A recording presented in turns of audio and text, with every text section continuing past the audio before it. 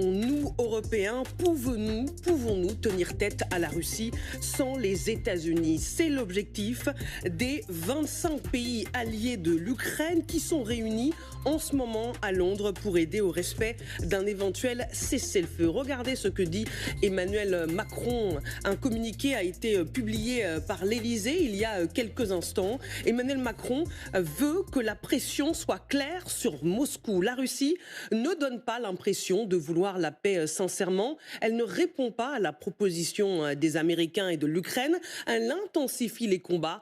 Vladimir Poutine veut tout obtenir, plus négocier. C'est maintenant que se joue notre stratégie de paix par la force, dit-il. Les mots sont forts. C'est l'objectif également de Keir Starmer, le chef du gouvernement britannique, qui interpelle le président russe depuis Londres. Ce matin, il y a eu un accord plus large qui concerne le oui mais de la Russie. Nous considérons que celui-ci est insuffisant à nos yeux. Et nous sommes d'accord pour dire qu'il fallait exercer une pression collective. Nous étions tous unanimes sur ce sujet ce matin. Il y a donc une sorte de dynamique collective. Je crois que nous nous sommes rendus compte que les choses allaient au-delà déjà de l'Ukraine, que l'Europe devait absolument renforcer sa défense et sa sécurité.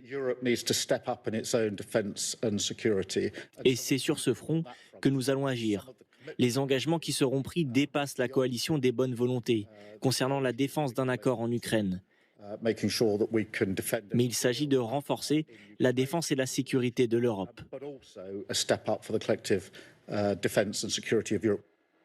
Partons à Londres, retrouver notre correspondante Marie Billon. Bonjour Marie, cette réunion se veut donc une réponse à Vladimir Poutine.